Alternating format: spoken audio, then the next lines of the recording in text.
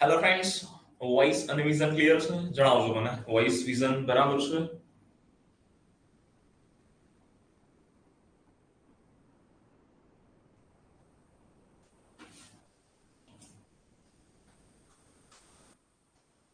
ચલો, જય શ્રી કૃષ્ણ.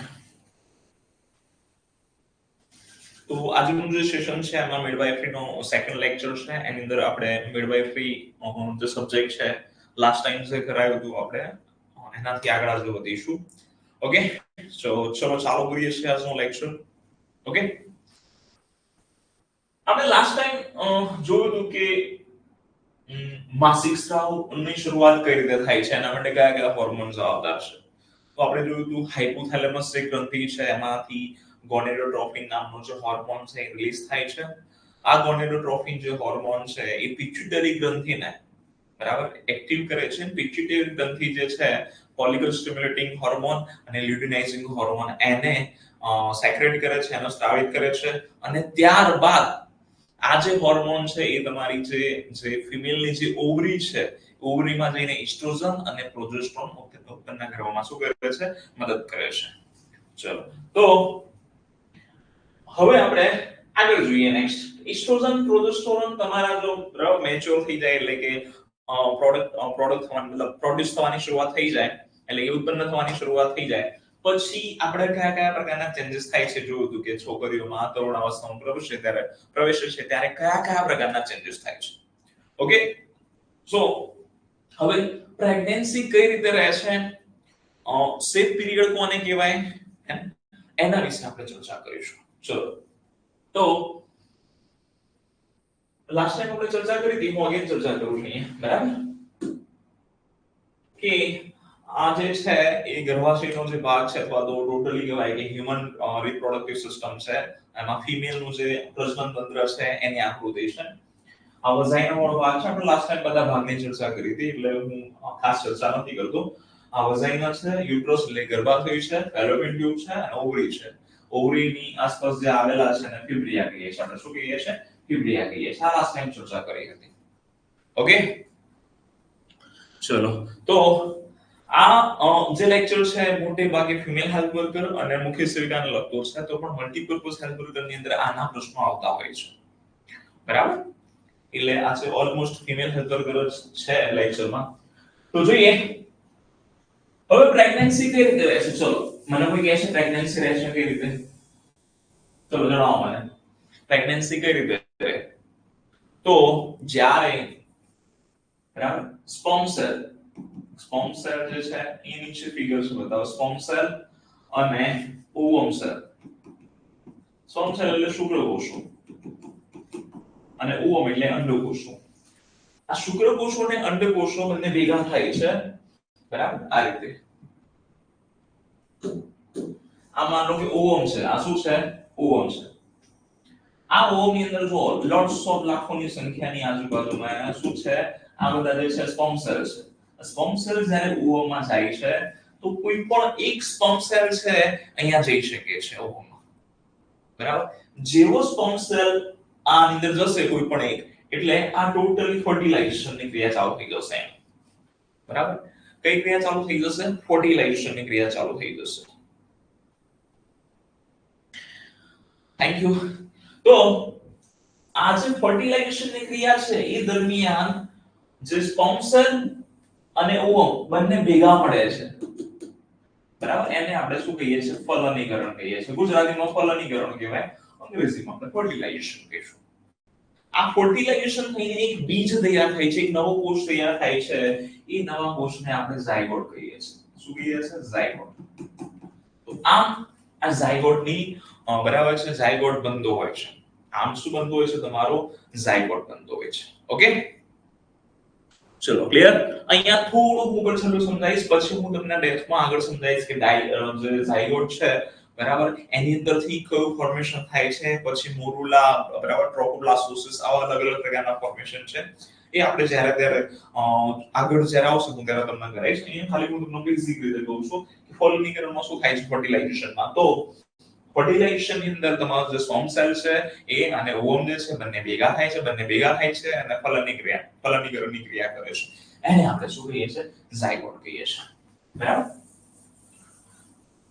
એ ઝાયગોટ જે હોય છે આ જે ફર્ટિલાઇઝેશન છે ને એ ક્યાં થાય તમને આ પ્રશ્ન પૂછે કે આ જે સ્પર્મ સેલ અને જે ઓવમ છે ફર્ટિલાઇઝેશન ની ક્રિયા સામાન્ય રીતે કઈ જગ્યાએ થાય છે ચલો ખ્યાલ છે કોઈને ફર્ટિલાઇઝેશન કઈ જગ્યાએ થાય આ બરાબર ફિમેલ રિપ્રોડક્ટિવ સિસ્ટમ છે એમાં કઈ જગ્યાએ ફર્ટિલાઇઝેશન ની પ્રોસેસ થાય ચલો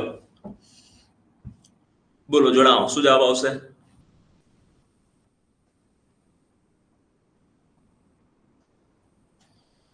ફર્ટિલાઇઝેશન ની પ્રોસેસ કઈ જગ્યાએ જોવા મળે છે અથવા તો નોર્મલી થતી હોય છે ચલો ખ્યાલ છે કોઈને જવાબ નથી આવ્યો હજુ સુધી કોઈનો યસ બરાબર ફેલોપિયન ટ્યુબમાં થાય કઈ જગ્યાએ થાય ફેલોપિયન ટ્યુબમાં ત્યાં ખાસ યાદ રાખજો પ્રશ્ન પૂછાયેલો છે કે ફર્ટિલાઇઝેશન ની પ્રોસેસ કઈ જગ્યાએ થતી હોય છે એટલે કે મેં તમને કહું સ્પર્મ સેલ અને જે ઓવમ એકબીજાને મળે છે એ પ્રોસેસ તમારી આ ફેલોપિયન ટ્યુબમાં થતી હોય છે કઈ જગ્યાએ થતી હોય છે ફેલોપિયન ટ્યુબમાં એટલે અહીંયા તમારો ઝાયગોટ બની જશે આ ઝાયગોટ જે છે થોડા દિવસ અહીંયા 2-3 દિવસ રહેશે તમારો 2-3 દિવસ 4 દિવસ સમયગાળો છે ડિપેન્ડ કરે છે કે ડિપેન્ડ કરે છે વ્યક્તિ પર તો ઓલમોસ્ટ 2 દિવસ 3 દિવસ 4 દિવસ એવો રહેતો હોય છે આ ઝાયગોટ અને પછી સીધું જે ક્યાં જતું રહે છે ગર્ભાશયમાં જતું રહે છે બરાબર સીધું જ ક્યાં જતું રહે છે ગર્ભાશયમાં જતું રહે છે સોરી હું ઓવમ ની વાત કરું છું અહીંયા ઓવમ જે હોય છે થોડા દિવસ રહેતો હોય છે ખાલી ઓવમ એકલો બરાબર અને થોડા દિવસ પછી એ ગર્ભાશયમાં જતું રહે છે આ રેગ્યુલર પ્રોસેસ છે હવે માની લો કે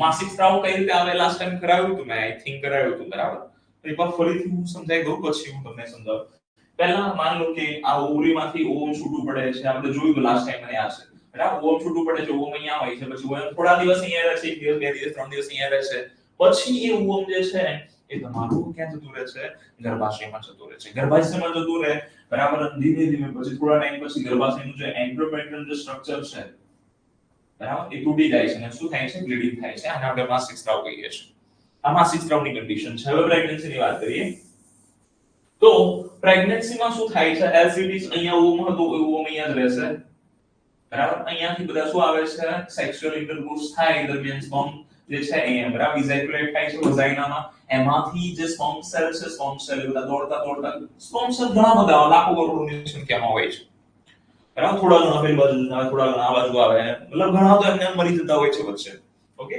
તો થોડા ઘણા જે છે અહીંયા પહોંચતા હોય છે ઓવમ સુધી ઓવમ સુધી પહોંચે અને એમાંથી કોઈ સ્પર્મ સેલ છે એની સાથે જોડાતો હોય છે અને જોડાય એટલે શું બની જાય છે ઝાયગોટ જેને આપણે ફર્ટિલાઇઝેશન કહ્યું હવે આ ફર્ટિલાઇઝેશન ની પ્રોસેસ થઈ ગઈ ફર્ટિલાઇઝેશન ની પ્રોસેસ એટલે પ્રેગ્નન્સી પ્રક્રિયા બરાબર છે સ્ત્રી ગર્ભવતી બની જતી હોય છે એના પછી તો આ જે ઝાયગોટ જે છે બન્યો છે ધીમે ધીમે વિકાસ થશે મોરલામાં ફેરવાશે પછી બ્લાસ્ટોસિસ બનશે અને બરાબર ભ્રૂણ બનશે ભ્રૂણ પછી ફીટલ બનશે અને પછી 9મા મહિને બાળકની ડિલિવરી થઈ જશે તો આ પ્રોસેસ પ્રેગ્નન્સીની હોય છે સિમ્પલ મેં તમને કહી દીધું ડેથમાં આપણે આગળ ભણવાના છીએ મેં તમને કહ્યું એમ કે ડેથની અંદર કયું લેયર બને છે આનું જે સાયન્ટિફિક નેમ શું હોય છે આપણે આગળ ભણીશું ચલો તો હવે સેફ પીરિયડ કોને કહેવાય છે એકવાર હું તમને સમજાવી દઉં સેફ પીરિયડ કોને કહેવાય ચલો તો સેફ પીરિયડ જે છે કોને કહેવાય તો જે દિવસે પ્રથમ પહેલો દિવસ એટલે કે જે દિવસે માસિક સ્ત્રાવ આવે એના પર પ્રથમ દિવસ કહીએ છીએ એના કયો દિવસ કહીએ છીએ પ્રથમ દિવસ કહીએ છીએ બરાબર તો માન લો કે આજે બ્લીડિંગ થયું બરાબર કોઈ પણ સ્ત્રી છે અને માસિક સ્ત્રાવની શરૂઆત થઈ છે તો એનો પ્રથમ દિવસ છે તો આજે માસિક સ્ત્રાવ છે એ જનરલી બરાબર 3 થી લઈને અથવા તો 4 થી લઈને 7 દિવસ સુધી ચાલતી પ્રોસેસ છે બરાબર 3 થી 7 દિવસ આ તમારું ચક્ર ચાલતું હોય છે કે બ્લીડિંગ આવું થતું હોય છે બરાબર જનરલી 2-3 દિવસ કે 4 દિવસ વધારે પ્રમાણમાં બ્લીડિંગ જોવા મળે છે પછી નોર્મલ થઈ જતું હોય છે પણ એ એપ્રોક્સ 5 થી 7 દિવસ લે છે એટલે કે એક અઠવાડિયું લે છે બરાબર તો ચલો પહેલું અઠવાડિયું તમારું આ થઈ ગયું આ પહેલું અઠવાડિયું બરાબર હવે બીજા અઠવાડિયે શું થાય છે બીજા અઠવાડિયે ધીમે બીજા અઠવાડિયાના અંતે કયા ખાસ યાદ રાખજો બીજા અઠવાડિયાના અંતે એટલે કે ઇન શોર્ટ કહીએ તો 13મા અથવા તો 14મા દિવસે 13મા અથવા તો 14મા દિવસે શું થાય છે અહીંયા છે તમારી આ ઓવરી છે આ ઓવરીમાંથી એક ઓવમ છૂટું પડે છે એક છૂટું પડે છે ઓવમ આ ઓવમ છૂટું થઈને ક્યાં જાય છે તો એ ઓવમ છૂટું થઈને શ્વેતદુષ ફેલોપિયન ટ્યુબમાં જાય છે બરાબર તો આને આપણે શું કહીએ છીએ ઓવ્યુલેશન કહીએ છીએ ચલો પહેલું વીક માસિક સ્રાવ બીજા વીકના અંતે અથવા તો બીજા વીકની અંદર બરાબર બીજા વીકની અંદર શું થાય છે ઓવ્યુલેશન જોવા મળે છે ઓવ્યુલેશન એટલે શું તો તમારી આ ઓવરી છે ઓવરીમાંથી ઓવમ છૂટું પડીને ફેલોપિયન ટ્યુબ તરફ જતું રહે છે એને આપણે ઓવ્યુલેશન કહીએ છીએ તમને એવો પ્રશ્ન પૂછે ઓવ્યુલેશન ક્યારે થાય છે તો 13મા અથવા તો 14મા દિવસે અથવા તો એવું ના આપેલું હોય તો બીજા અઠવાડિયે અથવા તો બીજા અઠવાડિયાના અંતે આવું કંઈ પણ આપેલું હોય પરીક્ષામાં ચલો ઓકે યસ કોઈ પણ પ્રકારનો પ્રશ્ન હોય બેફિકર તમે મને પૂછી શકો છો તમારી ક્વેરી હોય બેફિકર તમે પૂછી શકો છો ઓકે ચલો આગળ જઈએ હવે ધીમે બરાબર છે બીજું વીક છે બીજું વીક ગયું પછી ત્રીજા વીક દરમિયાન આજે છે ઓવમ અહીંયા રહેશે બરાબર ચોથા વીક દરમિયાન તમારું એ ગર્ભાશયમાં આવી જશે ક્યાં જશે ગર્ભાશયમાં આ જે પથ છે એ દરમિયાન એને કોઈ પણ પ્રકારના સ્પર્મ સેલ મળ્યા નથી હમણાં આપણે જોયું હતું કે સ્પર્મ સેલ મળે તો ઝાયગોટ બની જાય છે અત્યારે હાલ ઓવમ છૂટો પડ્યો છે ઓવમ છૂટું પડ્યું એટલું બરાબર બીજું વીક ત્રીજું વીક અહીંયા રહેશે થોડો સમય અહીંયા રહેશે પછી ચોથા વીક દરમિયાન એ ગર્ભાશયમાં આવી જશે હવે ગર્ભાશયમાં આવી જશે યુટ્રસમાં ગર્ભાશયમાં શું આવી જશે તો ઓવમ આવી જશે ચલો ઓવમ જોડે સ્પર્મ સેલ છે અત્યારે હાલ નથી એટલે ગર્ભાશયને ખ્યાલ આવી જશે ગર્ભાશય પછી નેચરલ પ્રોસેસ કરશે ગર્ભાશય શું કરે છે ગર્ભાશયના 3 પ્રકારના લેયર છે એન્ડોમેટ્રિયમ માયોમેટ્રિયમ અને પેરામેટ્રિયમ એન્ડોમેટ્રિયમ જે લેયર છે ગર્ભાશયનું સૌથી અંદરનું જે લેયર છે ને એન્ડોમેટ્રિયમ વોલ કહીએ છીએ બરાબર એ આગળ જઈને ડેસિડ્યુઆ તરીકે કામ કરશે હું તમને આગળ સમજાવી ડેસિડ્યુઆ શું હોય છે તો એ આ જે ગર્ભાશયનું જે શું કહેવાય અંદરનું સૌથી લેયર છે ને એન્ડોમેટ્રિયમ કહીએ છીએ લખું તમને એન્ડોમેટ્રિયમ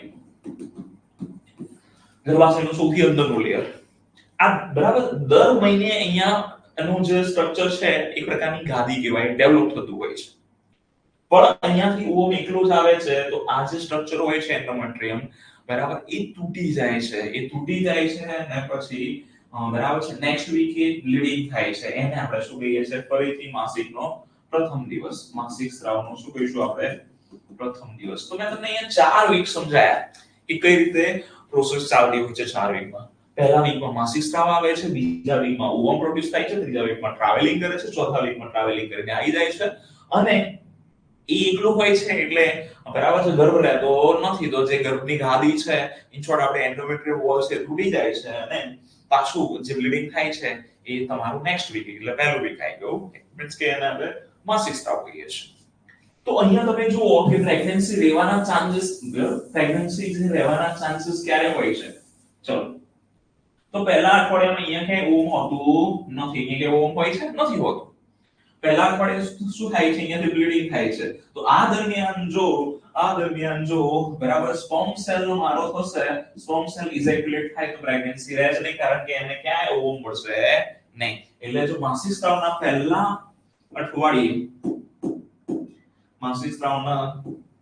પહેલા અઠવાડિયે પ્રેગ્નન્સી રહેતી નથી સેક્સ્યુઅલ ઇન્ટરકોર્સ કરીશું તો પ્રેગ્નન્સી રહેશે નહીં કારણ કે રીઝન શું છે કે ઓમ છે જ નહીં તો ફર્ટિલાઇઝેશન નહીં થાય બરાબર ફર્ટિલાઇઝેશન નહીં થાય તો શું થશે બાળક પેદા થશે નહીં સિમ્પલ ચલો હવે પહેલો વીક નહીં થાય ચલો ખાવ પડી ગઈ હવે બીજું વીક બરાબર તો બીજા વીકમાં તો ઓવ્યુલેશન થાય છે એટલે કે ઓવમ આવે છે તો બીજા વીકમાં જો કોઈ સ્ત્રી છે સેક્સ્યુઅલ ઇન્ટરકોર્સ કરે છે અને જો સ્પર્મ સેલ આવે તો પ્રેગ્નન્સી થવાના ચાન્સીસ બરાબર સૌથી વધારે પ્રમાણમાં રહેતા હોય છે ત્રીજા વીક દરમિયાન પણ તમારું જે સ્પર્મ શું કહેવાય ઓવમ સેલ હોય છે અહીંયા હોય છે બરાબર ફેલોપિયન ટ્યુબ ની અંદર હોઈ શકે છે એટલે ત્રીજા અઠવાડિયામાં પણ પ્રેગ્નન્સી થવાના ચાન્સીસ રહેતા હોય છે હવે ચોથા અઠવાડિયે શું થાય છે ચોથા અઠવાડિયે જે ઓવમ છે એ ઓવમ અહીંયા આવી જાય છે અને અહીંયા બરાબર આ ફર્ટિલાઇઝેશનની પ્રોસેસ થતી નથી કારણ કે ત્યાં સુધી ઇમેચ્યોર પણ થઈ ગયું હોય છે એ પોતે ફર્ટિલાઇઝેશન ના થઈ શકે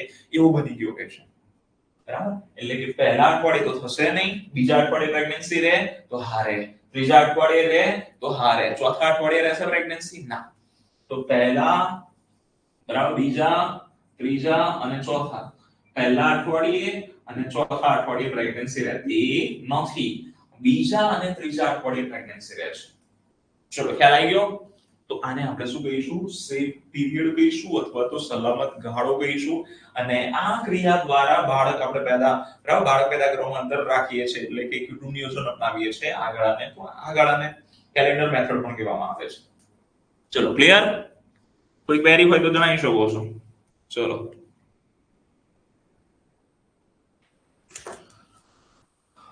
આગળ જોઈએ. અહીંયા થોડી માહિતી આપેલી છે, ફર્ટિલાઇઝેશન ને તમને સમજાવી દીધું. શુક્રકોષ 60 દિવસ સુધી જીવી શકે છે. શુક્રકોષ 60 દિવસ સુધી જીવી શકે છે જ્યારે પુરુષના શરીરમાં હોય ત્યારે, પણ જેવો એ બહાર આવે છે બરાબર તો એટલા દિવસ ફક્ત 48 થી 72 કલાક જ જીવી શકે, વધારે જીવી શકે નહીં. યાદ રાખજો કે તમને પ્રશ્ન પૂછે શુક્રકોષો બરાબર ગર્ભાશયમાં અથવા તો ફેલોપિયન ટ્યુબમાં કેટલો સમય સુધી રહી શકે, આમ તો તાત્કાલિક એનું મૃત્યુ થઈ જતું હોય છે, પણ જો તમને આવા પ્રશ્ન પૂછાય તો 48 થી બરાબર છે તમારે શું લખવાનું 72 કલાક. ઓકે, 2 થી 3 દિવસ, 2 થી 3 દિવસ. ચલો ક્લિયર. મેન્સ્ટ્રુઅલ સાયકલ આપણે જોઈ લીધું બરાબર. મેન્સ્ટ્રુઅલ સાયકલ જે પહેલું બીજું વીક હતું એની જ ફિગર છે અહીંયા કે પહેલા વીક દરમિયાન તો મેન્સ્ટ્રુએશન છે, માસિક સ્ત્રાવ છે બરાબર. પછી બીજા વીક દરમિયાન બરાબર ઓવમ રહેવાના ચાન્સીસ રહેતા હોય છે, તો અહીંયા ગ્રીન આપેલું છે, જો ફર્ટાઇલ આપેલું છે, તો આ દરમિયાન ફર્ટિલાઇઝેશન થઈ શકે એટલે ફર્ટાઇલ લખેલું છે. અને ચોથા વીક દરમિયાન પછી ઇમેચ્યોર થઈ જાય છે એટલે પછી ફર્ટિલાઇઝેશન ના થઈ શકે એટલે ઇનફર્ટાઇલ પીરિયડ ગણાય છે. તો પહેલું અને ચોથું વીક જે છે ઇનફર્ટાઇલ તમે કહી શકો, બીજું અને ત્રીજું વીક છે ફર્ટાઇલ પીરિયડ છે બરાબર. ફર્ટાઇલ પીરિયડ એટલે કે ફર્ટિલાઇઝેશન થઈ શકે, ઇટ મીન્સ કે પ્રેગ્નન્સી રહી શકે. સો ડન. આપણે આ બધું સમજાવી દીધું છે મેં. ગર્ભાશય દરમિયાનની દીવાલ ઉડે છે તેને આપણે એન્ડોમેટ્રિયમ કહીએ છીએ, અને જો આ એન્ડોમેટ્રિયમ જે છે પ્રેગ્નન્સી રહે તો એને જ આપણે આગળ ડેસિડ્યુઆ પણ કહીશું. હું આગળ અવસરમાં તમને કરાવીશ. ઓકે, ફર્ટિલાઇઝેશન થતા આ સ્ટ્રક્ચર શું થાય છે, તૂટી જાય છે બરાબર. આ પ્રક્રિયાને માસિક સ્ત્રાવ, ઋતુસ્રાવ, રજોસ્ત્રાવ, મેન્સ્ટ્રુઅલ પીરિયડ્સ એવું આપણે કહીએ છીએ, બધા અલગ અલગ નામથી બોલાવીએ છીએ બરાબર. પહેલું જે માસિક સ્ત્રાવ આવે એને મિનાર્કી કહેવામાં આવે છે. મિનાર્કી એ 10 થી 13 વર્ષની ઉંમરે થતું હોય છે, 10 થી 13 અથવા તો 10 થી 14 વર્ષની ઉંમરે ગર્લ્સમાં જોવા મળે છે બરાબર. દક્ષિણ ભારતમાં આનંદના દિવસ તરીકે ઉજવાય છે બરાબર. માસિક બંધ ક્યારે થઈ જાય છે, તો 45 થી 50 વર્ષે માસિક સ્ત્રાવ સંપૂર્ણપણે બંધ થઈ જાય છે. એનું રીઝન શું છે, જે ઈસ્ટ્રોજન હોર્મોન છે પછી પ્રોડ્યુસ થતો નથી. માસિક સ્ત્રાવ માટે ઈસ્ટ્રોજન હોર્મોન મુખ્યત્વે છે. આ તમારો 13 થી બરાબર 10 થી 13 વર્ષે એની બરાબર આ જે હોર્મોન છે એની શરૂઆત થાય છે સ્ત્રાવ થવાની, અને અપ ટુ 45 અથવા તો 50 વર્ષ સુધી હોર્મોન સાયકલ થતો હોય છે. જ્યાં સુધી એ હોર્મોન પ્રોડ્યુસ થશે ત્યાં સુધી માસિક સ્ત્રાવ આવશે.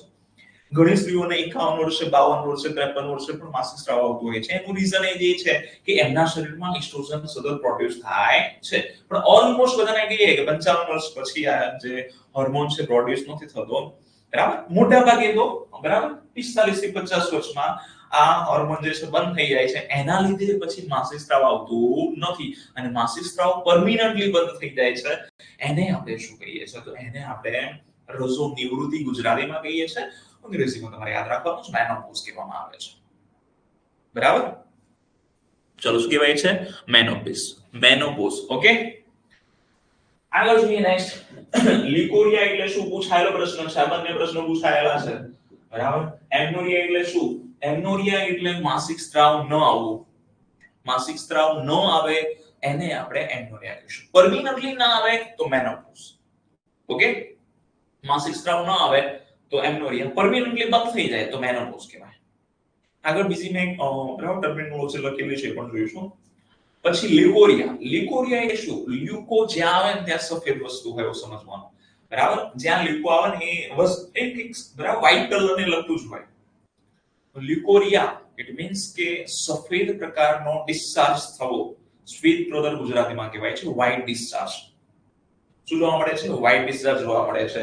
અને આ માસિક સ્ત્રાવ દરમિયાન 50 સીસી એટલે કે 50 ml થી લઈને અપ ટુ 200 સીસી 200 ml ઘણી બુક ની અંદર આવું પણ આપેલું છે બરાબર 50 થી 100 ml તો એ પણ સાચું છે ખોટું નથી બરાબર આપણે ઓલ ઓવર યાદ રાખીશું 50 સીસી થી લઈને 200 સીસી એટલે બરાબર 200 મિલી સુધી બ્લીડિંગ થઈ શકે અને આ જે આખું સાયકલ હોય છે માસિક સ્રાવનું એ 28 થી 32 દિવસનું હોય છે કેટલા દિવસનું હોય છે 28 થી 32 દિવસનું ખાસ કિસ્સાની અંદર એ નાનું પણ થઈ જતું હોય છે મોટું પણ થઈ જતું હોય છે જ્યારે હોર્મોનલ ઇમ્બેલેન્સ જોવા મળે ત્યારે આવા પ્રકારની પરિસ્થિતિ સર્જાતી હોય છે આગળ જોઈએ એની ઘણી બધી ટર્મિનોલોજી છે અલગ અલગ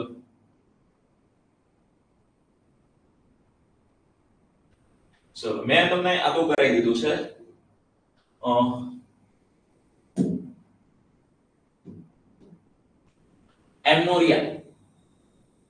એમનોરિયા કોને કહેવાય એમનોરિયા માસિક સ્ત્રાવ સંપૂર્ણ બંધ થઈ જાય બરાબર છે હા પરમિનન્ટલી તમારું બંધ થઈ જાય તો પછી એને મેનોપોઝ કહેવાય છે પણ માસિક સ્ત્રાવ આવે જ નહીં માન લો કે ડ્યુરિંગ તમારો જે ફર્ટાઇલ જે તમારો પિરિયડ છે માન લો કે 15 વર્ષથી 45 વર્ષ સુધી તમને માસિક સ્ત્રાવ આવતું હોય છે આ દરમિયાન જો તમારું બરાબર માસિક સ્ત્રાવ બંધ થઈ જાય તો આપણે એને એમનોરિયા કહીશું માસિક સ્ત્રાવ બરાબર પછી 45 વર્ષ પછી તો પરમિનન્ટલી બંધ થઈ જાય છે એને આપણે શું કહીએ છીએ મેનોપોઝ કહીએ છીએ બરાબર પછી આપણે જોયું લ્યુકોરિયા અહીં લખેલું છે જુઓ લ્યુકોરિયા તો લ્યુકોરિયા એટલે વ્હાઇટ ડિસ્ચાર્જ હમણાં જ આપણે જોઈ લીધું હવે આપણે અલગ અલગ ટર્મિનોલોજી જોવાની છે જો આ બધી ટર્મિનોલોજી તમારે ક્યાંક ને ક્યાંક પૂછાયેલી છે તો યાદ રાખવાની છે સિમ્પલ છે યાદ રહી જશે કઈ આમાં હાર્ડ નથી ખાલી ફોકસ કરજો ઓટોમેટિકલી યાદ રહી જશે ચલો એમનોરિયા રહી ગયું હા કે ના લ્યુકોરિયા રહી ગયું લ્યુકોરિયા એટલે વ્હાઇટ ડિસ્ચાર્જ એમનોરિયા એટલે માસિક સ્ત્રાવ બંધ થઈ જાય ઓકે જેની આગળ ડીસ આવે હંમેશા ક્યાંક ને ક્યાંક દુખાવાને લગતું હોય એ પણ યાદ રાખજો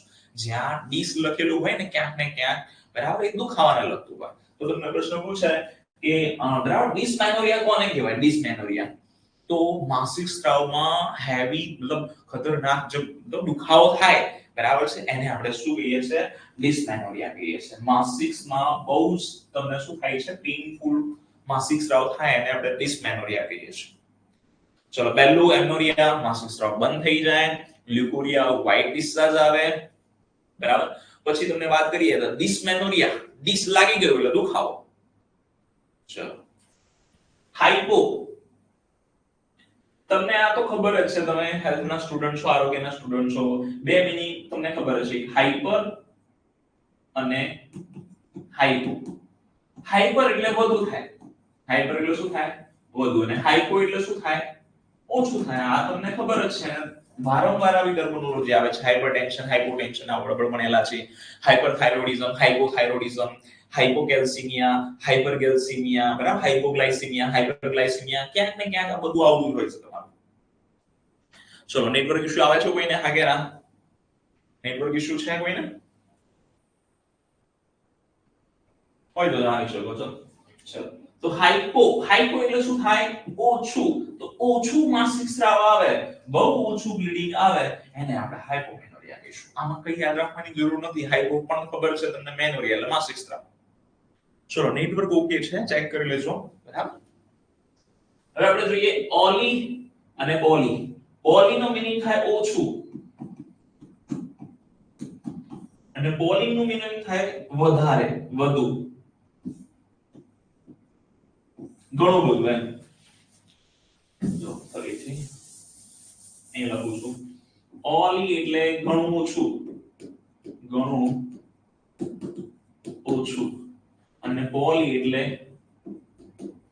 ઘણું વધારે ચલો ઓલી એટલે શું થાય ઓછું હવે ઓછા માસિક સ્ત્રાવ આવે તમને મોડું આવે બરાબર માન લો કે તમને વર્ષમાં કેટલા માસિક સ્ત્રાવ આવે આપણે કેટલા માસિક સ્ત્રાવ આવે રેગ્યુલરલી કેટલા આવે 28 થી 32 દિવસનું સાયકલ ગણીએ એટલે એક મહિનાનું સાયકલ છે વર્ષના 12 મહિના હોય વર્ષના કેટલા મહિના હોય 12 મહિના તો 12 મહિનામાં 12 વખત શું આવી શકે માસિક સ્ત્રાવ આવી શકે આ રેગ્યુલર છે હવે ઓકે હા ગુડ બરાબર હવે આ 12 ની જગ્યાએ માન લો કે 7 વાર 8 વાર 5 વાર આવું માસિક સ્ત્રાવ આવે તો એને કહેવાય ઓછું માસિક સ્ત્રાવ બરાબર અને મોડું આવે એને મોડું આવે એવું જ કહેવાય ને બરાબર મોડું બધું ઓછું એટલે ઓલિગોમેનોરિયા ચલો એ જ રીતે આ રેગ્યુલર 12 વખત છે એની જગ્યાએ બરાબર છે 13 વખત 14 વખત 15 વખત 16 વખત એવું આવતું હોય તો 28 થી 35 દિવસની જગ્યાએ તમને 20 દિવસ થઈ જતું હોય બરાબર તો એને આપણે પોલી કહીશું બરાબર એવું થાય તો ઘણી બધી વખત આવે ને વર્ષમાં તો ઘણું બધું એટલે પોલી જો ફરીથી સમજાવું સિમ્પલ છે ચલો એમનોરિયા એટલે શું થાય આવડી જશે ચિંતા ના કરતા અહીંયા બરાબર ધ્યાન રાખજો એમનોરિયા એટલે શું થાય એક માર્ક્સ તમારો છે અહીંયા આ એમનોરિયા છે ડિસ્મેનોરિયા છે બરાબર આ તો હજી સુધી પૂછાયું નથી બરાબર પછી લ્યુકોરિયા છે આ ચાર પ્રશ્નો પૂછાયા છે પણ જોડે જોડે આપણે યાદ રાખી લઈએ આ સરળ છે ચલો ફરીથી એમનોરિયા એટલે શું માસિક સ્રાવ બંધ થઈ જવું એમનોરિયા એટલે શું થાય માસિક સ્રાવ બંધ થઈ જવું ડિસ્મેનોરિયા ડિસ એટલે દુખાવો આપણે યાદ રાખવાનું ડિસ એટલે શું થાય દુખાવો માસિક સ્રાવનો દુખાવો થાય તો ડિસ્મેનોરિયા કહેવામાં આવે છે બરાબર મનોરિયા પછી જોઈએ છે આપણે બરાબર હાઇપોમેનોરિયા હાઇપો એટલે શું થાય ઓછું તો બ્લીડિંગ કેવું આવે ઓછું આવે બ્લીડિંગ કેવું આવે ઓછું આવે બરાબર ચલો ઓલિગોમેનોરિયા અહીંયા બ્લીડિંગ ઓછું આવે છે માસિક સ્રાવ બરાબર છે ખાલી બ્લીડિંગ ઓછું આવે હાઇપો એટલે ઓછું અહીંયા ઓલિગો એમનોરિયા એટલે શું થાય માસિક સ્રાવ ઓછા આવે છે માસિક સ્રાવ ઓછા કઈ રીતે બરાબર ઓછા એટલે માન લો કે વર્ષમાં તમારા 12 આવતા હોય તો એની જગ્યાએ 7 8 9 આવા આવી શકે એને ઓલિગોમેનોરિયા કહીશું બરાબર અને પોલિમેનોરિયા કોને કહેવાય આ માસિક સ્રાવ 12 ની જગ્યાએ તમારે 14 15 16 આવા આવતા હોય ઇટ મીન્સ કે જલ્દી જલ્દી માસિક સ્રાવ આવી જાય તો આપણે શું કહીશું જલ્દી જલ્દી આવે તો વધારે આખા વર્ષમાં વધી જાય એટલે બરાબર વધી જાય એટલે ઘણા બધા થઈ જાય ઘણા બધા એટલે પોલી અને માસિક સ્રાવ મોડું આવે એટલે માસિક સ્રાવ વર્ષના ઓછા થઈ જાય 7 8 9 એવા થઈ જાય 12 ની જગ્યાએ ઓછા થઈ જાય તો પોલી અહીંયા હાઇપો એટલે ઓછું અહીંયા શું હતું માસિક સ્રાવ આપણે સમજાય તો તમને હાઇપો એટલે ઓછું બ્લીડિંગ થાય માન લો કે આમાં તમને વર્ષમાં 12 વખત માસિક સ્રાવ આવે છે તો આમાં વર્ષમાં 12 વખત જ આવશે 13 કે 14 કે ઓછું કે વધારે એવું નહીં થાય પણ જે બ્લીડિંગ થાય છે આપણે જોયું બ્લીડિંગ થાય એ બ્લીડિંગ નું પ્રમાણ ઓછું હોય બહુ ઓછું બ્લીડિંગ આવે તો એને આપણે કહીશું હાઇપોમેનોરિયા કહીશું ચલો ક્લિયર તો આ બધી કન્ડિશન સુધી તમારે યાદ રાખવાની છે આગળ જોઈએ મેટ્રોરેજિયા મેટ્રો બે પિલર વચ્ચેથી જાય તમારે એવું યાદ રાખવાનું મેટ્રો ક્યાંથી જાય બે પિલર વચ્ચેથી જાય આપણે એવું યાદ રાખવા માટે બરાબર તો બે માસિક વચ્ચે બ્લીડિંગ થાય એને મેટ્રોરેજિયા કહીએ છીએ બરાબર મેનોમેટ્રોરેજિયા હેવી અને ઇરેગ્યુલર બ્લીડિંગ આવે એટલું બધું ઇમ્પોર્ટન્ટ નથી યાદ રાખવા માટે બરાબર ચલો મનોરેજિયા એટલે વધારે પડતું જો બ્લીડિંગ આવે તો એને મનોરેજિયા કહેવાય ચલો આવડશે હા કે ના સિમ્પલ છે જો ફરીથી હું તમને કરાવી દઉં એમનોરિયા એટલે શું નોટ્સમાં લખી દેજો આ તાત્કાલિક યાદ નહીં રહે થોડો ટાઈમ લાગશે પણ તમારે સતત રિવિઝન કરતા રહેવાનું જ્યારે રિવિઝન કરો ત્યારે એકવાર આ જોઈ લેવાનું મેક્સિમમ રિવિઝન કરશો એટલે આવડી જશે એમનોરિયા એટલે માસિક સ્રાવ બંધ થઈ જાય ડિસ્મેનોરિયા એટલે શું થાય દુખાવો થાય બરાબર છે મનોરેજિયા એટલે શું થતું હતું તો બ્લીડિંગ વધારે આવતું હતું હે ને બ્લીડિંગ શું આવતું હતું વધારે આવતું હતું હાઇપોમેનોરિયા હાઇપો એટલે ઓછું મેનોરિયા એટલે બ્લીડિંગ ઓછું આવે ઓછું બ્લીડિંગ આવે ઓલિગો એટલે ઓછા માસિક સ્રાવ આવે એટલે કે માસિક સ્રાવ લંબાઈ જાય બરાબર પોલી એટલે વધારે પડતા માસિક સ્રાવ આવે એટલે માસિક સ્રાવનું જે સાયકલ છે 28 થી 32 દિવસનું એની જગ્યાએ 20 કે 25 દિવસનું થઈ જાય બરાબર મેટ્રો મેં કહું બે પિલર વચ્ચે બરાબર બે પિલર હોય એની વચ્ચે શું થાય મેટ્રો જાય આપણે યાદ રાખવાનું કે બે માસિક સ્રાવની વચ્ચે બ્લીડિંગ થાય ચલો મેનોમેટ્રોજિયા એટલે હેવી અને ઇરેગ્યુલર બ્લીડિંગ હોય અને મેનોમેટ્રોજિયા કહેવામાં આવે છે લિકોરિયા એટલે વ્હાઇટ ડિસ્ચાર્જ ચલો આવડી ગયું હા કે ના સિમ્પલ હવે સૌથી વધારે જે પ્રોબ્લેમ જોવા મળે છે હાલમાં એ આ જોવા મળે છે બરાબર પીસીઓડી બરાબર ચલો પીસીઓડી નું પૂરું નામ પૂછાઈ ગયું પરીક્ષામાં પીસીઓડી શું છે પોલિસિસ્ટિક ઓવેરિયન ડિઝીઝ પીસીઓડી અને બીજું એક છે બરાબર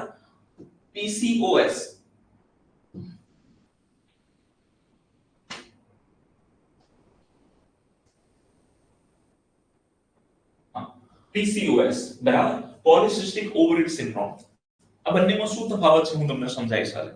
પીસીઓડી શું છે, પીસીઓએસ શું છે, આપણે બંને જોઈશું. ચલો પહેલા પીસીઓડી જોઈએ. પીસીઓડી તો પીસીઓડી નું પૂરું નામ પરીક્ષામાં આવી ગયું છે પોલિસિસ્ટિક ઓવરિયન ડિઝીઝ. બરાબર. આ ઓવરીને લગતો રોગ છે. અહીંયા ફિગરમાં બતાવ્યું છે.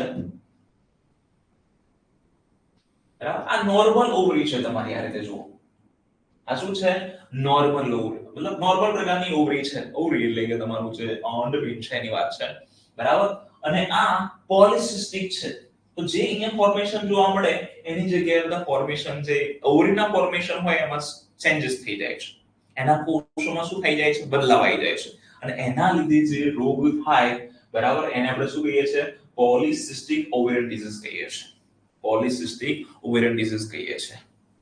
બરાબર. એની અંદર જે ઓવરીની અંદર શું હોય? ઓવમ હોય ને, એ ઓવમ બધા ઇમેચ્યોર થઈ જાય અને મતલબ કહેવાય એકદમ હેલ્ધી ઓવમ નથી પ્રોડ્યુસ થતા એમાંથી.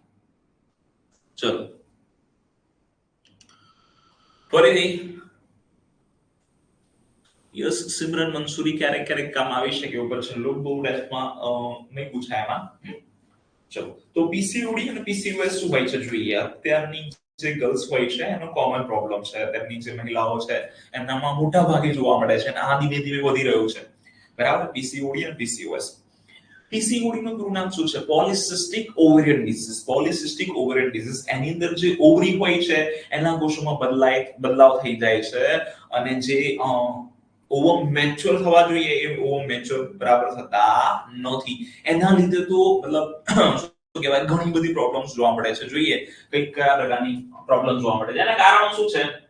તો જો જંક ફૂડ, ખોટું ડાયટ, સ્ટ્રેસ, હેરિડિટી એટલે કે વારસામાં મળે, હળવો હોર્મોનલ ઇમ્બેલેન્સ, થોડો ઘણો હોર્મોનલ ઇમ્બેલેન્સ થાય તો આ તમને પીસીઓડી જોવા મળે. બરાબર. હોર્મોનલ ફેરફાર, થોડું લાઇટ એન્ડ્રોજન પણ જોવા મળે. એન્ડ્રોજન શું હોય છે સમજાવું તમને. ઇસ્ટ્રોજન પ્રોજેસ્ટેરોન નો ઇમ્બેલેન્સ થઈ જાય. મોટા ભાગે તમને આ થતું હોય છે. ફરીથી જો, ફરીથી તમે બોલ ના થાય તો લખું છું અહીંયા. Polycystic ovarian disease. Polycystic ovarian disease આની અંદર શું થાય છે? તો જે ઓવરી છે, ઓવરીના જે કોષો છે એમાં ફેરફાર થાય છે. ઓવરીના કોષોમાં ફેરફાર થવાથી જે ઓવમ જે પ્રકારે મેચ્યોર અને એડલ્ટ હોવું જોઈએ એ પ્રકારે હોતું નથી. બરાબર. અથવા તો એનું ફોર્મેશન ચેન્જ થઈ જાય છે.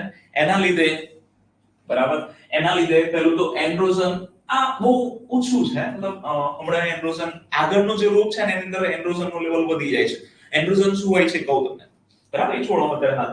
ઇસ્ટ્રોજન અને પ્રોજેસ્ટેરોન હોર્મોન છે. તમને આ તો ખબર છે ને. ઇસ્ટ્રોજન અને પ્રોજેસ્ટેરોન એક સ્ત્રીના જાતીય હોર્મોન છે. બરાબર છે. જે મહિલાઓ છે એના સેક્સ હોર્મોન કહેવાય છે ઇસ્ટ્રોજન અને પ્રોજેસ્ટેરોન.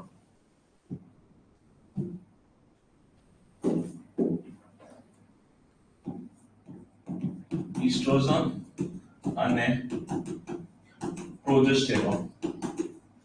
ઇસ્ટ્રોજન અને પ્રોજેસ્ટેરોન એ સ્ત્રીના જાતીય હોર્મોન છે. એ જ રીતે પુરુષના, ચલો પુરુષના કયા હોર્મોન છે જાતીય હોર્મોન? ખ્યાલ છે કોઈને? પુરુષના જાતીય હોર્મોન કયા છે?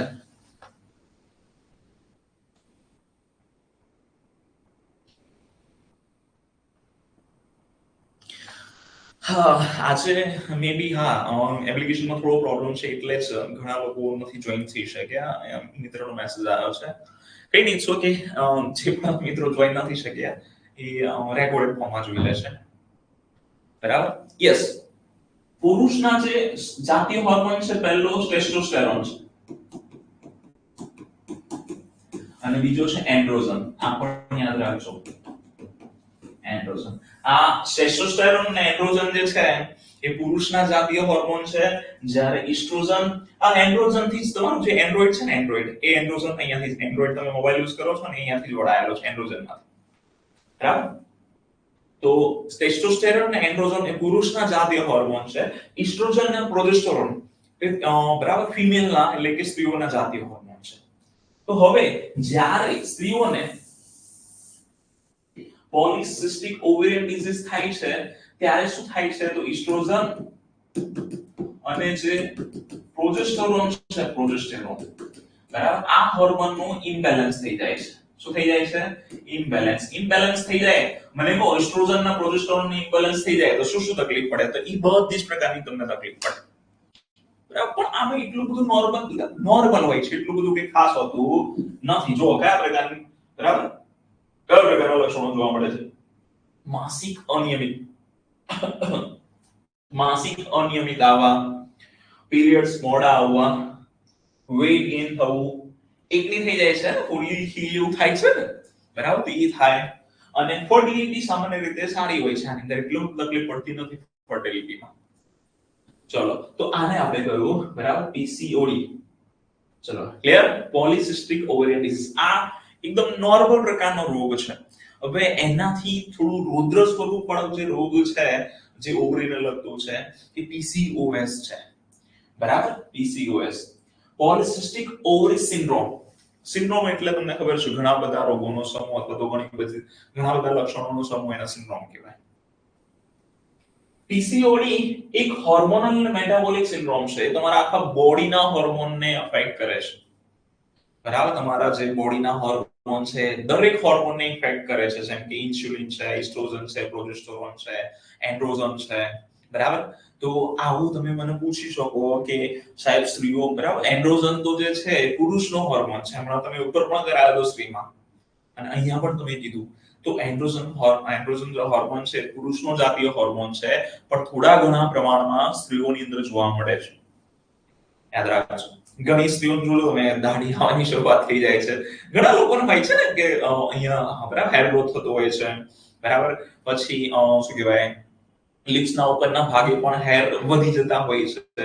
તો એવી સ્ત્રીઓની અંદર એન્ડ્રોજનનું પ્રમાણ થોડું વધારે હોય તો એવા હેર જે ગ્રોથ છે થઈ શકે. બરાબર, નોર્મલ હોય એનો કોઈ વાંધો નથી. નોર્મલ એન્ડ્રોજનનું લેવલ હોય છે સ્ત્રીઓમાં. બરાબર, પણ આ જો પીસીઓએસ થાય, પોલિસિસ્ટિક ઓવરી સિન્ડ્રોમ, તો આ એન્ડ્રોજનનું જે લેવલ છે વધી જાય છે. ખબર પડી? હા કે ના? જો પોલિસિસ્ટિક ઓવરિયન સિન્ડ્રોમ થશે, બરાબર, પીસીઓએસ, તો આ એન્ડ્રોજનનું લેવલ વધી જાય છે. અને એન્ડ્રોજનનું લેવલ વધી જાય તો શું થાય? બોલો તો શું થાય? બરાબર, તો એ પુરુષનો જાતીય હોર્મોન છે. થોડા ઘણા પુરુષના લક્ષણ આવી જાય. પુરુષના લક્ષણ એટલે કે પુરુષ નથી બની જતું, પણ હેર ગ્રોથ થવા લાગે. શું થવા લાગે? હેર ગ્રોથ થવા લાગે. ઓકે, ચલો, તો એનું એક છે, આપણે જોઈએ બીજા ઘણા બધા લક્ષણો પણ છે, એ પણ સમજાવું તમને. પીસીઓએસ એક હોર્મોનલ અને મેટાબોલિક સિન્ડ્રોમ છે. બરાબર, આ તમારી આખી બોડીની ઉર્જાને અફેક્ટ કરે છે, મેટાબોલિઝમને અફેક્ટ કરે છે.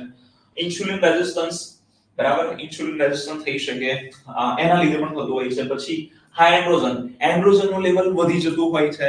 બરાબર, શું બીજું થાય? હોર્મોનલ ફેરફાર, બરાબર, આપણે બે કઈ દીધા. લ્યુટિનાઇઝિંગ હોર્મોન વધી જાય છે, અને ફોલિકલ સ્ટિમ્યુલેટિંગ હોર્મોન જે છે ઓછો થઈ જાય છે. મેં બંને હોર્મોન ઉપર સમજાયેલા છે સ્ત્રીઓ માટેના. ઇસ્ટ્રોજન વધુ હોય છે, પ્રોજેસ્ટેરોન ઓછો થઈ જાય છે. એના લીધે શું થાય? આ તમારે નથી યાદ રાખવાનું, આ તમારે યાદ નથી રાખવાનું, ખાલી એન્ડ્રોજન તમે યાદ રાખજો, બીજું કંઈ નથી યાદ રાખવાનું. તો એના લીધે તમને આ પ્રકારની સમસ્યા જોવા મળે. માસિક ખૂબ જ અનિયમિત આવે, ઓવ્યુલેશન બંધ થઈ જાય, અથવા તો બહુ લાંબો ગાળો મતલબ બહુ લોંગ ટાઈમ લે. એના લીધે માસિક પણ તમારું લાંબા સમય સુધી, મતલબ લાંબા સમય આવતું હોય છે. વેટ ગેઇન થાય, વજન વધી જાય. એકની ખીલી ફૂલીઓ તમને આવું બધું જોવા મળે.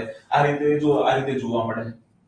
બરાબર, એ રીઝન કોઈને નોર્મલી ખીલી કે ફોલિયો થતી હોય તો એનો રીઝન એવું નથી કે બરાબર પીસીઓએસ થઈ ગયો છે. ઓકે, એટલે એવું ના સમજતા પાછા. પણ આ રોગની અંદર પણ થાય છે છોડે. આગળ જોઈએ, હેર ફોલ થવા લાગે. હેર છે, બરાબર છે, વાળ છે તૂટીને ખરવા લાગે. પછી હર્ટિઝમ જોવા મળે, એટલે કે મેલ પેટર્ન હેર, જે મેલના જે પ્રકારના હેર આવે છે ને એવા હેર આવવા લાગે છે. મેં કહું કે મૂછ જે છે ત્યાં, દાઢી છે ત્યાં, પછી થાઈનો જે ભાગ છે ને, થાઈનો ભાગ, એના આજુબાજુમાં જે હેર છે ગ્રોથ વધી જતો હોય છે. ઇન્ફર્ટિલિટીનો જોખમ રહે છે. ઇન્ફર્ટિલિટી, પ્રેગ્નન્સી ના રહે એવા ચાન્સીસ વધી જતા હોય છે. તો બધા પીસીઓએસ ના લક્ષણો છે. બરાબર, ચલો.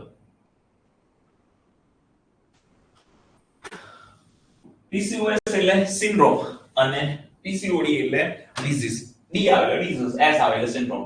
બરાબર. ડિઝીઝ એટલો બધો બરાબર તમને અફેક્ટ નથી કરતો, પણ સિન્ડ્રોમ જે છે ઇફેક્ટ કરે છે. એના લીધે હેર લોસ થાય, ઇરેગ્યુલર પીરિયડ્સ આવે, વેઇટ ગેઇન થાય, એક્સેસિવ હેર ગ્રોથ, હેર વધવા લાગે, ઇન્ફર્ટિલિટી, આવા પ્રકારના જે લક્ષણો છે જોવા મળે છે. ચલો ક્લિયર? હા કે ના? તો યાદ રાખજો, જો આ તમારે રોગ કંટ્રોલ કરવા હોય તો હેલ્ધી લાઇફસ્ટાઇલ છે તમારે અપનાવવી પડે. આપણે ઉપર વાત કરી હતી જંક ફૂડ છે, આ છે, તે છે, એ બધું નહીં ખાવાનું. આપણે પછી જોઈશું નોર્મલ લેબર. અત્યારે હાલ લેબરનો આપણે ચર્ચા નથી કરતા, એટલે હું તમને કરાવીશ પછી. હવે કોઈ પણ માતા સગર્ભાવસ્થા બને છે, સગર્ભાવસ્થા બને છે તો ત્યારે 3 પ્રકારના સાઇન જોવા મળે છે. ફિમેલ હેલ્થ વર્કરમાં પ્રશ્ન પૂછાઈ ગયો, કયા 3 પ્રકારના લક્ષણો જોવા મળે છે? આવો પ્રશ્ન પૂછાઈ ગયો.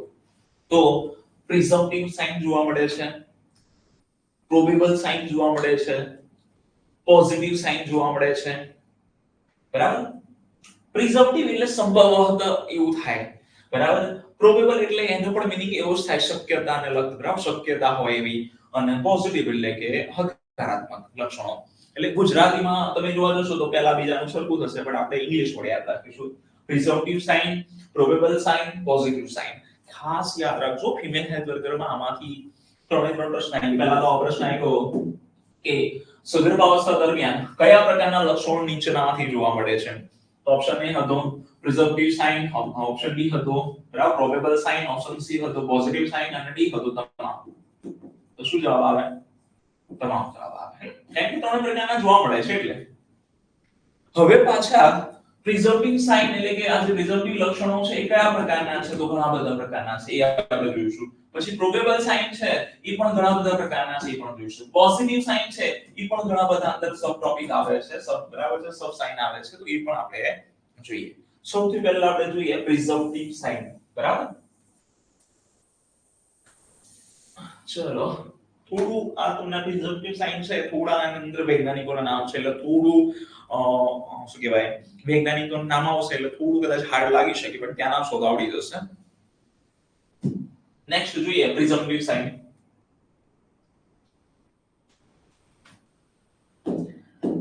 બરાબર. તો પ્રિઝર્વેટિવ સાઇન છે એમાં એમનોરિયા જોવા મળે. ચલો એમનોરિયા એટલે શું થાય? થોડું ઝૂમ કરો તમને.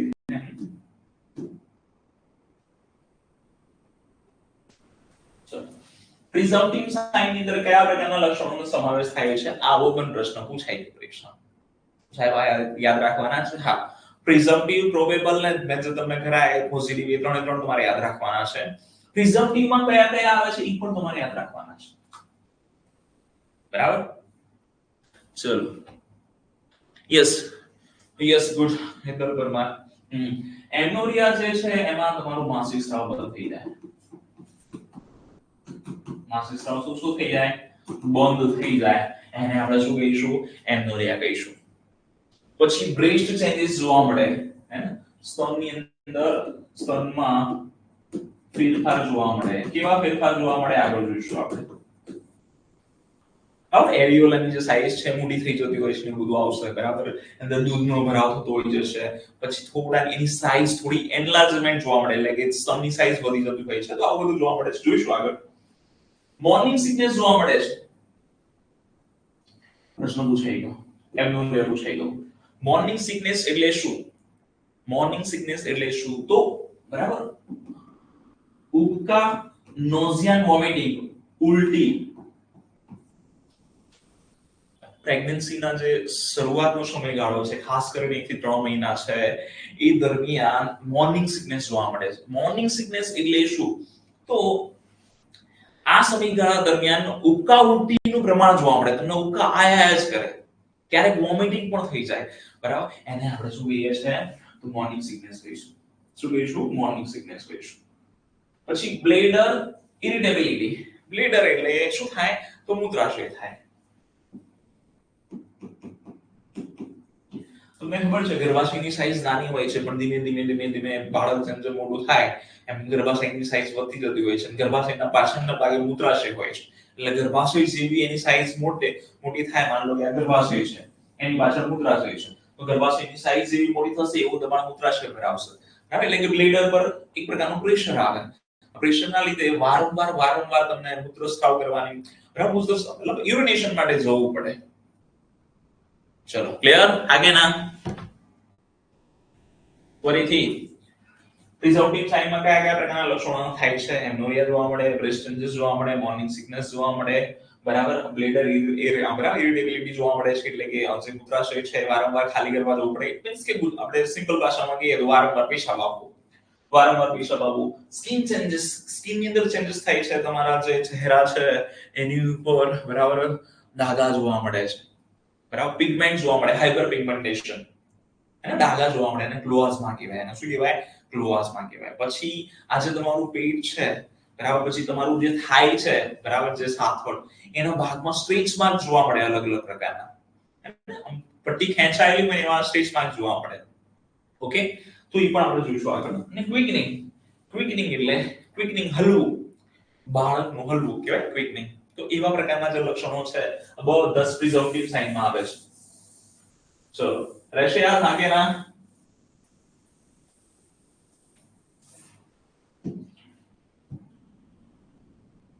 સ્કિન ચેન્જીસ માં શું થાય છે? જો તો આ માન લો કે કોઈ ગર્ભવતી સ્ત્રી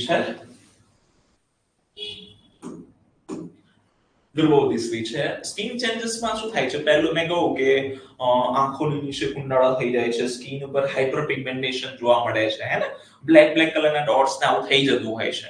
એટલે કે ગુજરાતીમાં કહીએ તો ચહેરા ઉપર ડાઘા પડી જાય, અને ક્લોઝમાં કહેવાય, બરાબર, મેડિકલ ભાષામાં એને હાઇપર પિગમેન્ટેશન કહેવાય, બરાબર.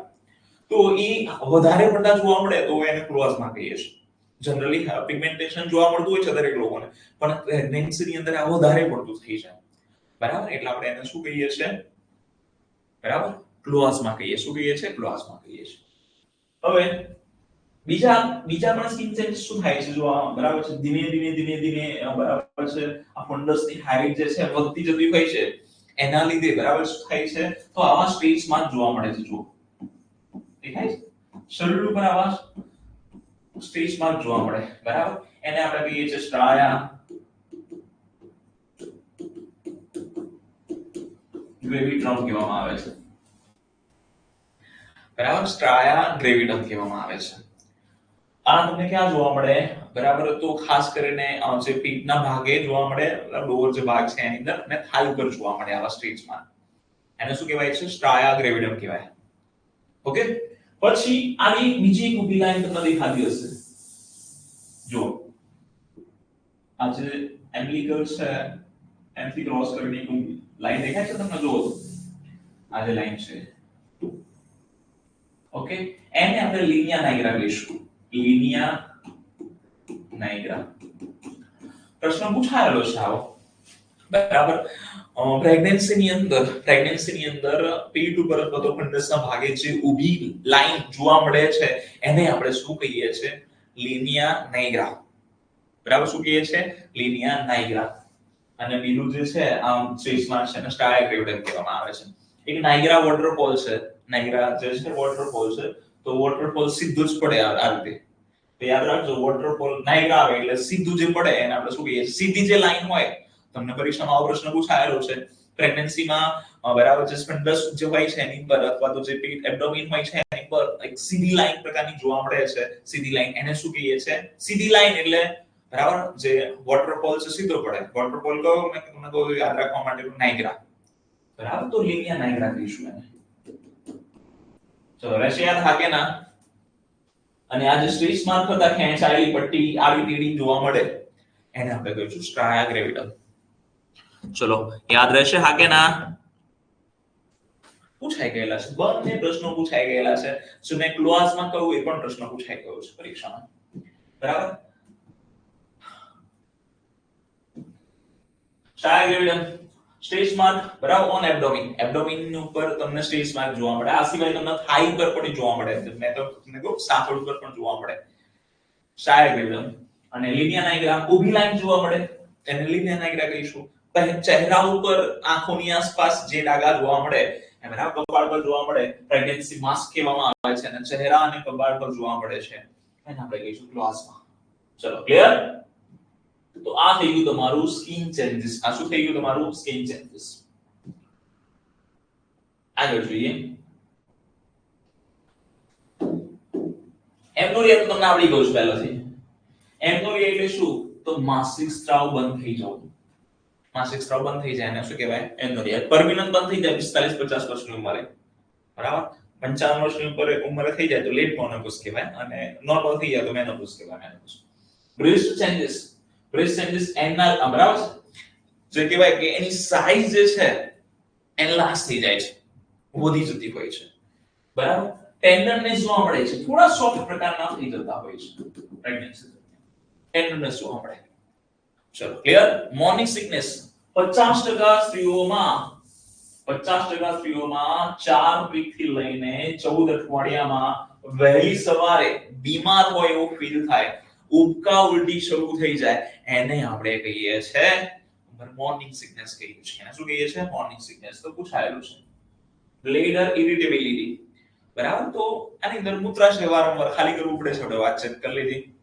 વારંવાર પેશાબ આવે છે એની પર દબાણ આવે પ્રેશર આવતા વારંવાર પેશાબ આવે છે સ્કિન ચેન્જીસ સ્ટાર્ટ ગ્રેવિડમ લિનિયા નાઇગ્રા ક્લોઝ માં આપણે જોઈ લીધું ક્વિકનિંગ ક્યારે થાય છે મોસ્ટ ટાઈમ પ્રશ્ન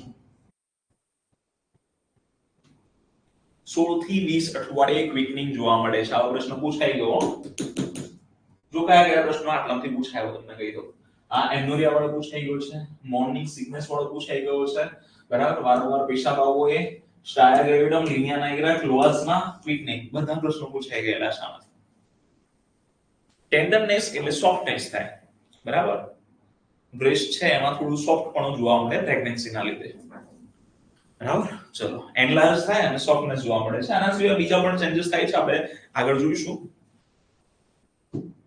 ચલો ક્લિયર આ કે ના કોઈ ક્વેરી કરી અહીંયા સુધી નહીં ને આગળ જોઈએ નેક્સ્ટ પ્રોબેબલ સાઇન આ થોડા જે પ્રોબેબલ સાઇન છે એ થોડા તમને ડિસ્ટર્બ કરશે પણ આવડી જશે ચિંતા ના કરો બરાબર ચલો પહેલું છે હેગા સાઇન બીજું છે ચેન્જ ઓફ ધ યુટ્રસ આ તો ઈઝી છે યુટ્રસમાં ચેન્જીસ જોવા મળે જોઈએ આપણે ત્રીજું છે ઝેક્વિમિયર સાઇન ચોથું છે ઓસિએન્ડર સાઇન પાંચમું છે સોફ્ટનિંગ ઓફ ધ સર્વિક્સ બરાબર યુટ્રાઇન સફલ જોવા મળે છે બ્લડ ફ્લો વધી જાય અને એબ્ડોમિનલ એન્લાર્જમેન્ટ એટલે કે એબ્ડોમિન એટલે કે પેટ અને એન્લાર્જ એટલે મોટું થવું બરાબર પેટ મોટું થઈ જાય છે ચલો તો આ બધા સાઇન હું તમને થોડા લેસમાં કરાવું છું તમારે યાદ રાખવાના છે કયા યાદ રાખવાના છે બધું હું તમને કરાવું છું અને આમાંથી પ્રશ્ન ક્યાં આવેલો છે એ પણ હું તમને કહીશ ચલો આ તમને આ તો રહી ગયા બધા પ્રિઝમ્પટિવ સાઇન યાદ રહી ગયા amenorrhoea breast changes morning sickness bladder irritability અને skin changes quickening okay next જોઈએ આપણે પ્રોબેબલ સાઇન ચલો એમાં આપણે પહેલું જોઈએ હેગાસ સાઇન પહેલું હતું ને જો હેગર સાઇન તો હેગર સાઇન જોઈએ પછી આપણે વન બાય વન બધા જ જોઈશું ઓકે આ તમારે થોડું હેગર સાઇનમાં થોડું યાદ રાખવાનું છે સાઇનમાં પછી ખાસ એટલું બધું નથી યાદ રાખવા માટે હેગર સાઇન જે છે અર્લી પ્રેગ્નન્સી દરમિયાન તમને જોવા મળે છે બરાબર યુટ્રાઇન ઇસ્થમસ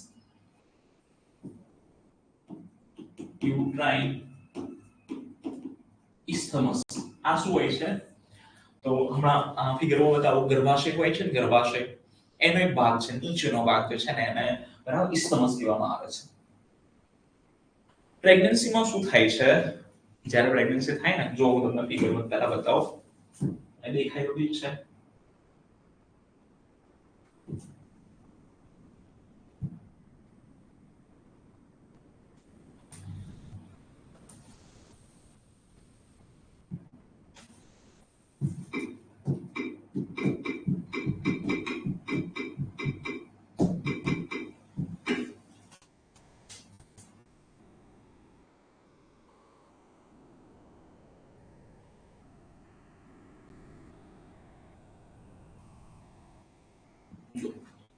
આ ફિગર છે આ ગર્ભાશય છે તમારું આપણે હમણાં જોયું છે ગર્ભાશય ઓકે આ વજાઇના છે બરાબર પછી આ સર્વિક્સ છે ગર્ભાશયનું મુખ છે બરાબર અને આ ગર્ભાશય અને સર્વિક્સ વચ્ચેનો જે ભાગ છે ને એને આપણે ઇસ્થમસ કહીએ છીએ એને આપણે શું કહીએ છીએ? ઇસ્થમસ કહીએ છીએ. એટલે તમે કહી શકો ઇન શોર્ટ કે ગર્ભાશયનો નીચેનો જે ભાગ છે જે એના મુખને અડીને છે એને ઇસ્થમસ કહેવાય. આ જે હોય છે ને સોફ્ટ થઈ જતું હોય છે. કેવું થઈ જતું હોય છે? એકદમ સોફ્ટ થઈ જતું હોય છે. ચલો ક્લિયર? ખબર પડી આગે ના?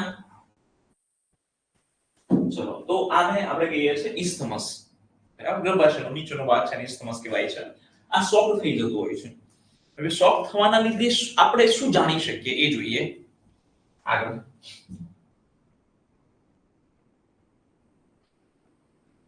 જો ફરીથી ચલો આપણે વાતચીત કરી રહ્યા છે પ્રોબેબલ સાઇન. પ્રોબેબલ સાઇન ની અંદર આપણે હેગર્સ અથવા તો હેગાર્સ આવું કંઈ પણ લખેલું હોય તો આપણે હેગર્સ સાઇન જોઈએ. હેગર્સ સાઇનમાં શું કરવાનું છે તમારે?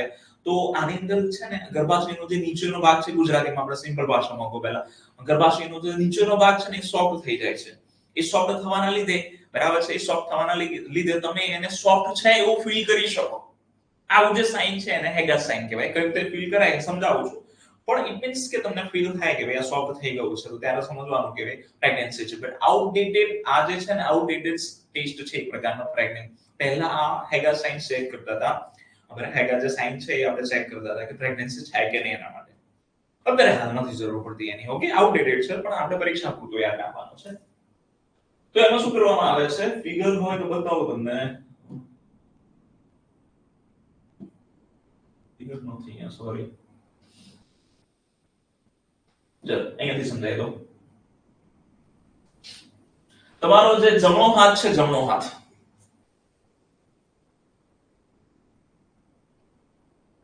પહેલા તો સ્ત્રીને લિથોટોમી પોઝિશન આપવાની છે. લિથોટોમી પોઝિશન કઈ છે એ તમને સમજાય દો. ફિગરમાં સમજાય દો. અહીંયા મૂકવાની હું ભૂલી ગયો છું.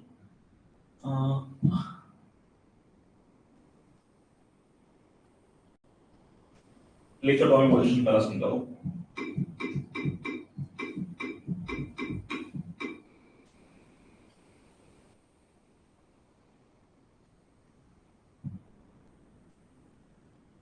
જો આ લિથોટોમી પોઝિશન છે.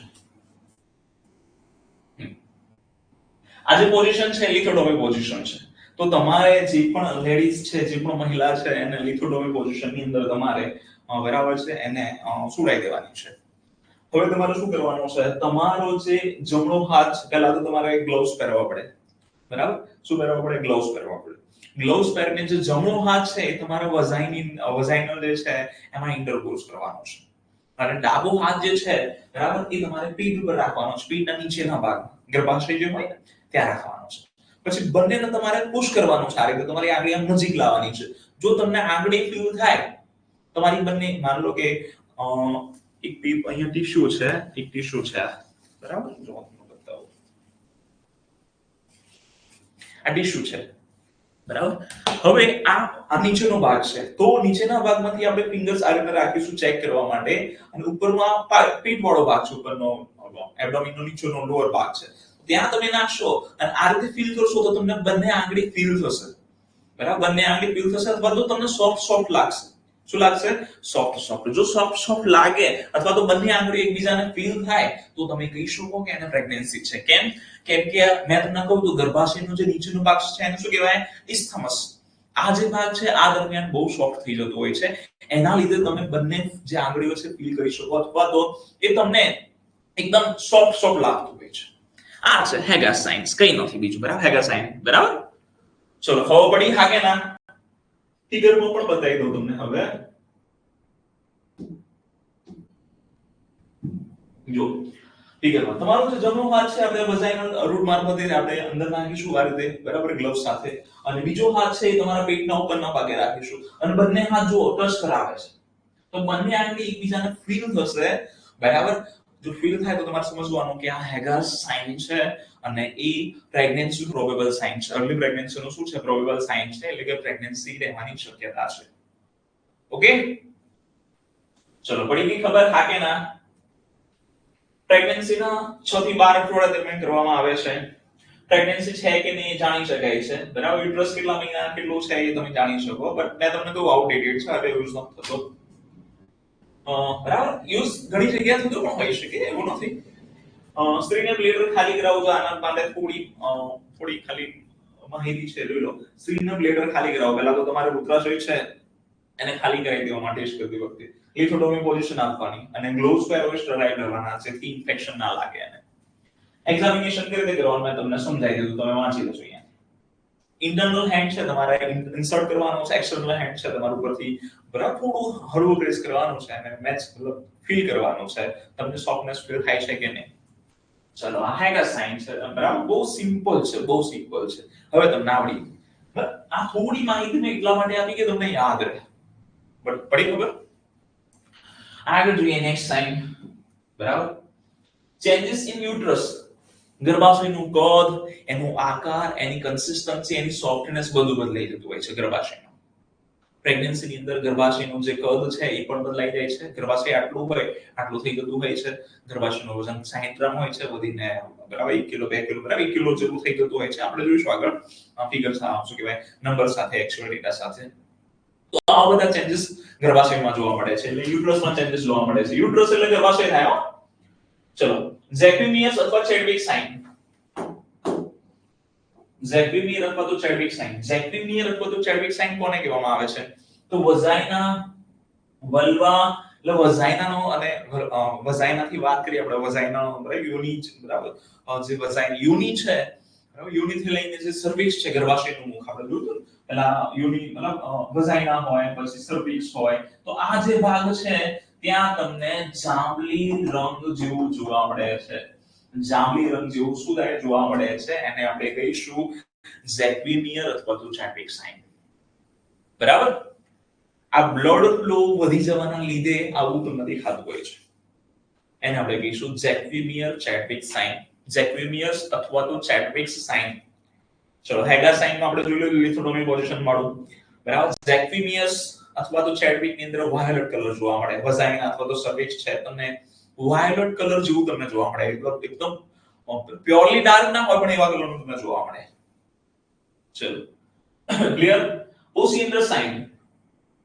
ઓસિન્ડર સાઇનમાં શું છે તમે વજાઇના ઉપર હાથ મૂકો ને વજાઇનાનો જે ઇન્ટરનલ જે ભાગ છે વજાઇનાના ઇન્ટરનલ ભાગમાં તમે હાથ મૂકો ને ત્યાં છે ને પ્રેગ્નન્સીના લીધે છે ને ત્યાં બ્લડ ફ્લો વધી જાય.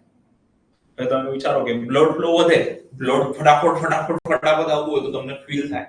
તમે પાલ્પેશન કરો ને તો ફીલ કરી શકો તમે એને.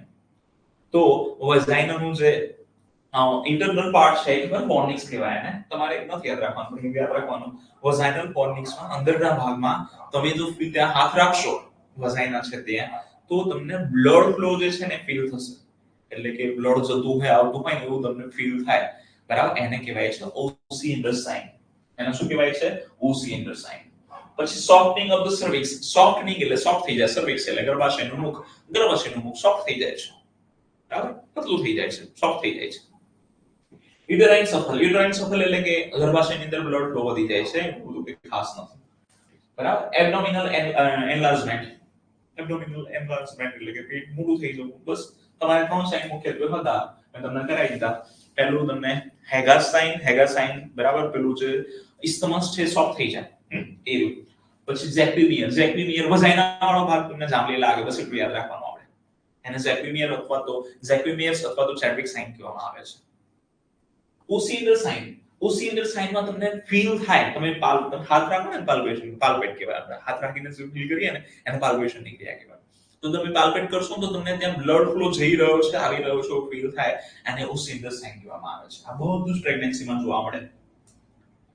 ચલો ક્લિયર. હવે પડી આગે ના ફરીથી જો એકવાર પ્રોબેબલ સાઇન કરાવી દો તમને. હેગા સાઇનમાં આપણે જોઈ લીધું હેગા સાઇન લિથોટોમી પોઝિશન વાળું ચેન્જ થતો યુટ્રસમાં ચેન્જીસ થાય છે. આકાર છે, સાઇઝ છે, કદ છે, વજન છે, બધું ચેન્જ થાય છે. ઝેક્વિમિયર્સ અથવા તો ચેડવિક સાઇન ની અંદર વજાઇનાનો ભાગ તમને કેવો રંગનો દેખાય છે બરાબર, વાયોલેટ જાંબલી રંગ જેવો દેખાય છે. ઓસિન્ડર્સમાં તમારું બ્લડ ફ્લો જે છે વધી જતું હોય છે એના લીધે પાલ્પેશન જે છે તમે ફીલ કરી શકો છો બરાબર. પછી સોફ્ટનિંગ ઓફ ધ સર્વિક્સ જે છે ગર્ભાશયનું મુખ સોફ્ટ થઈ જાય છે. યુટેરાઇન સફલ એટલે કે ગર્ભાશયમાં બ્લડ ફ્લો વધી જાય. એબ્ડોમિનલ એન્લાર્જમેન્ટ એટલે કે પેટ મોટું થઈ જાય છે. તો આ તમારા જે હતા એ બરાબર પ્રોબેબલ સાઇન હતા એ તમારે યાદ રાખવાના છે. ચલો મોટા ભાગે જો તમને 8 વીકમાં જોવા મળે. યુટ્રસ જે છે એમ 8 વીકમાં જોવા મળે, જેપિનિયર એ 8 વીકમાં જોવા મળે, 8 વીક બાદ જોવા મળે, અને ઓસિટર સાઇન છે 8 વીકમાં જોવા મળે. એટલે આ બધા સાઇન છે તમારે જનરલી 8 વીક યાદ રાખી લેવાનું. સિમ્પલ. ચલો પડી ખબર હા કે ના? તો આ હતો પાર્ટ 2 ઓફ ધ મિડવાઇફરી. આપણે આ જ રીતે ડેપ્થમાં શાંતિથી આખું જે તમારું મિડવાઇફરી છે એ કવર કરીશું, જેથી આવનારી કોઈ પણ પરીક્ષા હોય એની બહાર પ્રશ્ન નહીં જાય તમારો. મિડવાઇફરીનો એક પણ માર્ક્સ નહીં જાય. Okay?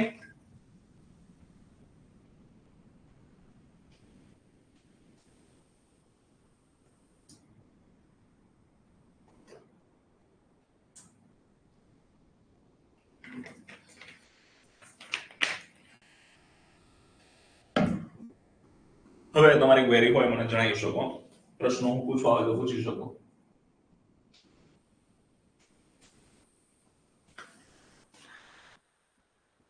Thank you Raveena. Sir આવું કોલેજમાં પણ નહોતું ભણાવ્યું. થેન્ક યુ આરતી રાઠોડ. બરાબર, હું તમને મિડવાઇફરી એકદમ ડેપ્થમાં કરાવવાનો છું, અને ડેપ્થમાં તો ખરું પણ કેવું કે નકામું નહીં, પાછું પરીક્ષામાં પૂછાય એવું છે. બરાબર, કારણ કે મિડવાઇફરી એમ જોવા જઈએ તો બહુ હજી ડેપ્થમાં જોવું એટલું જોઈ શકીએ આપણે. પણ શું કહેવાય, આપણે પરીક્ષામાં પૂછાય એ રીતનું અને એકદમ ઊંડાણપૂર્વક. બરાબર, thank you Siddhal Patel. So stay connected, stay tuned with All India Foundation. You will crack your examination very soon. જલ્દીથી પરીક્ષા પાસ કરશો તમે. યા હું બી આવું જ કહેવાની હતી, હું તો સર નરસિંહમાં બી નહીં સ્ટડી કરાવ્યું ડીપમાં. થેન્ક યુ કોમલબેન મકવાણા. Thank you Komal Makwana. ચલો ક્લિયર? તો કોઈ ક્વેરી કરી અહીંયા સુધી? કોઈ ક્વેરી કરી અહીંયા સુધી? નહીં? હાકે ના જણાવી શકો મને. ઓકે, તો લેક્ચર ફિનિશ કરીએ છે. બરાબર, નેક્સ્ટ લેક્ચરનો ટાઈમ મળી જશે, મે બી આવતીકાલે રહેશે અથવા તો પરમ દિવસે તમને જે છે એ તમારા કોર્સની અંદર મેસેજ આવી જશે, તમને અથવા ટેલિગ્રામમાં મેસેજ આવી જશે. ઓકે, ચલો thank you, good night, God bless you, સ્વસ્થ રહો, મસ્ત રહો, અને મસ્ત એવી તૈયારી કરતા રહો. આપણે જે નેક્સ્ટ ફિમેલ હેલ્થ વર્કર છે, બરાબર, જેટલી પણ પરીક્ષા આવે, મારી ઈચ્છા છે બધી જ ફિમેલ હેલ્થ વર્કર જે પાસ થાય એ આપણી બરાબર એકેડેમીમાંથી થાય એવી ઈચ્છા છે. ઓકે, એટલે તમારા માટે એકદમ સ્પેશિયલ સેશન છે આ બધા, તો ખાસ અટેન્ડ કરજો, કારણ કે બહુ જ મહત્વના છે પરીક્ષાની દ્રષ્ટિએ. Thank you Pravin Baria. હા, આ બધી વસ્તુ લાઈફમાં પણ ઇમ્પોર્ટન્ટ છે, ઓનલી પરીક્ષામાં નહીં. સાચી વાત છે. ઓકે, ચલો મળીએ. Thank you. યસ ચિંતનભાઈ. Okay, good night, God bless you. Pass થઈ જઈશું સર, તમારે જેવું કોઈ ના ભણાવે. થેન્ક યુ સિદ્ધિ Parmar. Bye bye, good night.